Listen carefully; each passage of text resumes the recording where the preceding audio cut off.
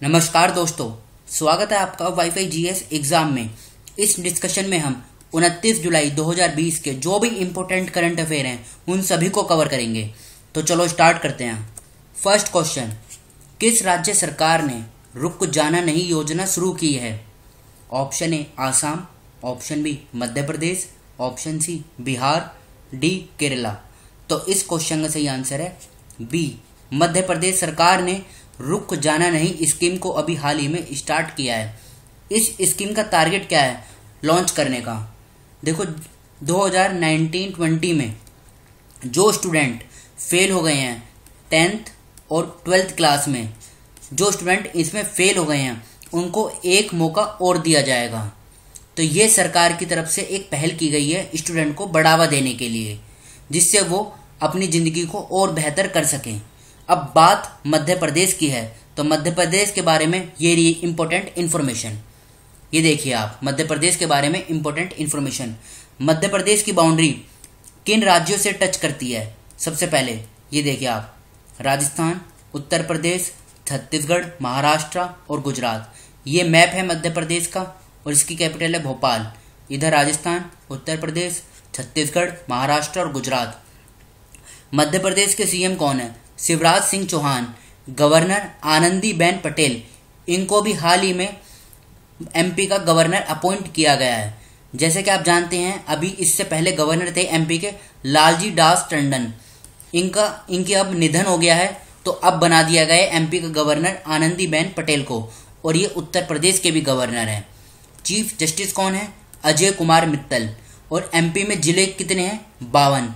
लोकसभा की 29 सीटें हैं, राज्यसभा की 11 और विधानसभा की हैं 230।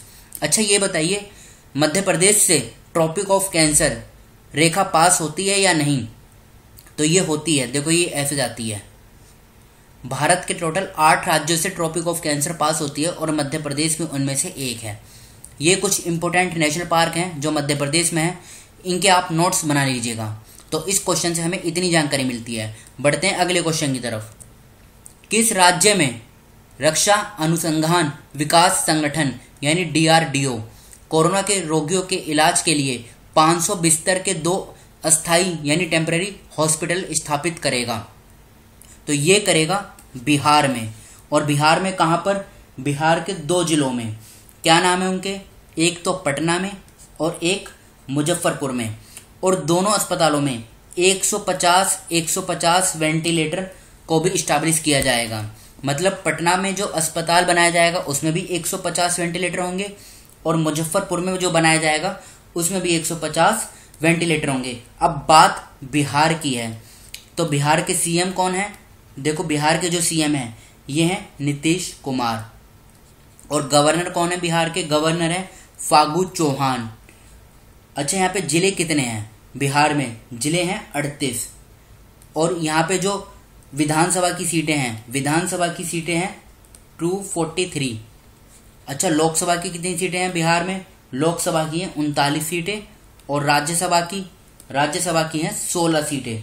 अच्छा बिहार की कैपिटल क्या है? बिहार की कैपिटल है पटना। याद रखिएगा, बहुत इंपॉर्टेंट इन्फॉर्मेशन है। और ये बताइए इसका स्टेट एनिमल क्या है बिहार का? बिहार का स्टेट एनिमल है गौर। याद रखिएगा। और स्टेट बर्ड क्या है? बिहार की स्टेट बर्ड है हाउस स्पैरो। तो याद रखेगा, इस क्वेश्चन से हमें इतनी जानकारी मिलती है। अब बढ़ते हैं अगले क्वेश्चन की तरफ। कौन सा राज्य तकनीकी इनपुट, आवश्यक कौशल प्रशिक्षण और वित्तीय संस्थानों को जोड़ने के लिए आजीविका संसाधन केंद्र स्थापित करेगा? देखो यहाँ पे इंग्लिश में लिखा हुआ है technical input required skill training and linking to financial institution. तो ये स्थापित करेगा कौन सा राज्य? उड़ीसा। बी इस क्वेश्चन का सही आंसर है।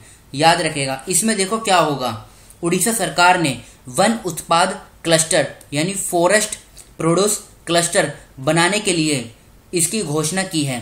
और यह पहाड़ी और वन क्षेत्रों में आर्थिक गतिविधियों यानी इकोनॉमिक एक्टिविटीज को बूस्ट करेगा। अभी कोरोना महामारी के कारण जो भी नुकसान हुआ है अब उससे ये बचाएगा और पहाड़ी और वन क्षेत्रों में आर्थिक गतिविधियों को बढ़ाएगा। अब बात उड़ीसा की है, तो उड़ीसा के सीएम कौन है? उड़ीसा के सीएम है नवीन पटनायक। और यहाँ के गवर्नर कौन है? उड़ीसा के गवर्नर हैं गणेशी लाल। अच्छा, कैपिटल क्या है उड़ीसा की? कैपिटल है भुवनेश्वर। उड़ीसा में जिलों की संख्या कितनी है? जिलों की संख्या है 30। और यहाँ पे लोकसभा की कितनी सीटें हैं? लोकसभा की हैं 21 और राज्यसभा की हैं 10। अच्छा, ये बताओ उड़ीसा में विधानसभा की कितनी सीटें हैं? उड़ीसा में विधानसभा की हैं 147 सीटें।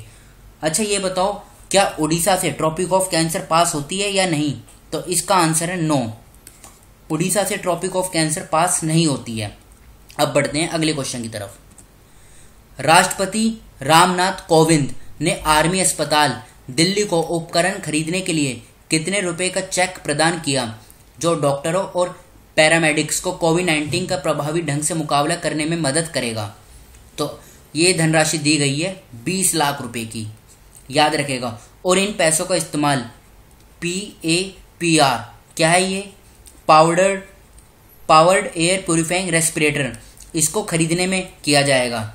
यह चिकित्सा और पेशेवरों को सर्जरी के दौरान सांस लेने और संक्रमण से बचाने में ये सुरक्षा प्रदान करेगा।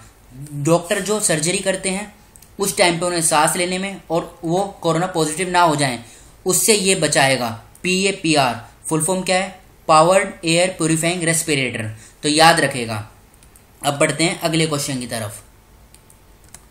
26 जुलाई 2020 को किस देश ने अपना 55वां स्वतंत्र दिवस मनाया? बताइए। Option A Bangladesh, option B Maldives, C Sri Lanka, D Nepal. तो इस क्वेश्चन का सही आंसर है बी मालदीव। अभी हाल ही में 26 जुलाई 2020 को मालदीव ने अपना 55वां इंडिपेंडेंस डे बनाया। अब बात मालदीव की है, तो इसकी कैपिटल क्या है? इसकी कैपिटल है माले। और करेंसी क्या है? करेंसी है मालदीवियन रुपया। अच्छा, इसके प्रेसिडेंट कौन है? ये नाम इंपॉर्टेंट है, एग्जाम में पूछा जा सकता है कि मालदीव के प्रेसिडेंट कौन है। तो ये है इब्राहिम मोहम्मद सोली। तो इस क्वेश्चन से हमें इतनी जानकारी मिलती है। बढ़ते हैं अगले क्वेश्चन की तरफ। भारत और यूरोपीय संघ यानी यूरोपियन यूनियन ने किस वर्ष तक वैज्ञानिक और तकनीकी सहयोग पर अपने समझौते को नवीनीकृत किया है? तो ये किया है 2025 तक, याद रखेगा। देखो ये है क्या? ये देखो, ये जो एग्रीमेंट है ये साइन हुआ था इनका सबसे पहले 2001 में। कब? 23 नवंबर को। और फिर इसे 2 बार दोबारा रिन्यूड किया गया, एक बार 2007 में और फिर 2015 में से रिन्यूड किया गया। और अब थर्ड टाइम 2020 में रिन्यू किया गया इसे। कब तक के लिए? अगले 5 साल के लिए, यानी 2025 तक।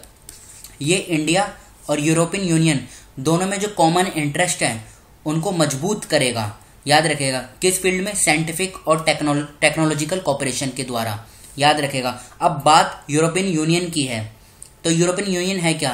एक सेकंड मिटा देता हूं पहले। हाँ, यूरोपियन यूनियन ये एक पॉलिटिकल, याद रखेगा, पॉलिटिकल और इकोनॉमिक यूनियन है 27 मेंबरों का। और ये 27 मेंबर यूरोप में ही हैं। इसका हेडक्वार्टर कहाँ पर है? हेडक्वार्टर है इसका ब्रसेल, बेल्जियम में, याद रखेगा। और इसकी स्थापना कब करी गई थी? 1993 में यूरोपियन यूनियन को गठन किया गया था। अब बढ़ते हैं अगले क्वेश्चन की तरफ।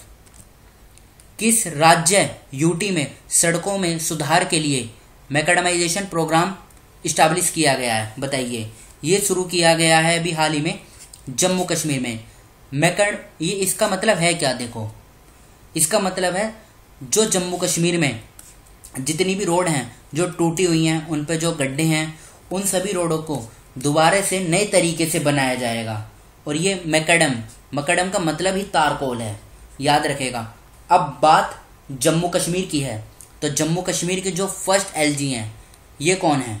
ये हैं गिरीश चंद मुर्मू। अच्छा, ये बताओ, जम्मू कश्मीर और लद्दाख इनकी कॉमन हाई कोर्ट है, याद रखेगा। और इसके जो चीफ जस्टिस हैं ये कौन है? ये हैं गीता मित्तल, याद रखेगा। जम्मू कश्मीर और लद्दाख की कॉमन हाई कोर्ट के चीफ जस्टिस हैं गीता मित्तल। तो इस क्वेश्चन से हमें इतनी जानकारी मिलती है। बढ़ते हैं अगले क्वेश्चन की तरफ। किस राज्य यूटी ने रोजगार बाजार नाम से पोर्टल लॉन्च किया है? Option A Manipur, B Ladakh, C Haryana, D Delhi. तो इस क्वेश्चन का सही आंसर है डी दिल्ली। रोजगार बाजार नाम से ये जो पोर्टल लॉन्च किया है ये दिल्ली सरकार ने किया है। ये किस लिए है? जो कोई भी स्टूडेंट है या कोई भी जिसे जॉब चाहिए, वो अपनी जो भी उस पर स्किल है वो इस एप्लीकेशन पर, इस पोर्टल पर रजिस्टर करेगा और कंपनी को जिस तरीके का भी वर्कर चाहिए यानी स्टाफ चाहिए वो वहाँ से उसको कवर करेगा। तो याद रखेगा, जिससे यहाँ पे नौकरी लेने वाला और नौकरी देने वाला दोनों इस पे एक तरीके से जुड़ जाएंगे। ये एक तरीके से बाजार होगा, नौकरी होगा। तो इस क्वेश्चन से हमें इतनी जानकारी मिलती है। बढ़ते हैं अगले क्वेश्चन की तरफ। किस देश की अयोग्यता के बाद भारत के 2018 एशियाई खेलों में 4:400 मीटर मिश्रित रिले टीम के रजत पदक को स्वर्ण में अपग्रेड किया गया है? तो ये किया गया है बहरीन की अयोग्यता के बाद। देखो इसमें क्या हुआ था, 2018 में जो एशियन गेम्स हुए थे ये कहाँ पर हुए थे? ये जकार्ता में हुए थे। ये एग्जाम में पूछा जा सकता है कि 2018 में एशियन गेम्स कहाँ हुए थे, तो ये जकार्ता में हुए थे। और इसमें क्या हुआ था, इस टीम ने, जो रिले टीम है, इन्होंने जीता था सिल्वर मेडल, और उस समय बहरीन की जो टीम है उन्होंने जीता था गोल्ड मेडल। तो लेकिन इनकी एक जो खिलाड़ी हैं उनको डोपिंग टेस्ट में पॉजिटिव पाया गया है और अब इन पे 4 साल के लिए बैन लगा दिया गया है। तो इसलिए अब इस रजत पदक को, जो ये सिल्वर मेडल है, इसको गोल्ड में अपग्रेड कर दिया गया है। अच्छा ये बताओ, ये जो एशियन गेम्स हैं ये 4 साल में एक बार होते हैं और 2018 में हुए जकार्ता में, अब 2022 में कहाँ पर होंगे ये? 2022 में होंगे ये चाइना में, और 2026 में ये होंगे जापान में। तो याद रखेगा। अब बात बहरीन की है, तो इसकी कैपिटल है मनामी और करेंसी क्या है? करेंसी है दिनार।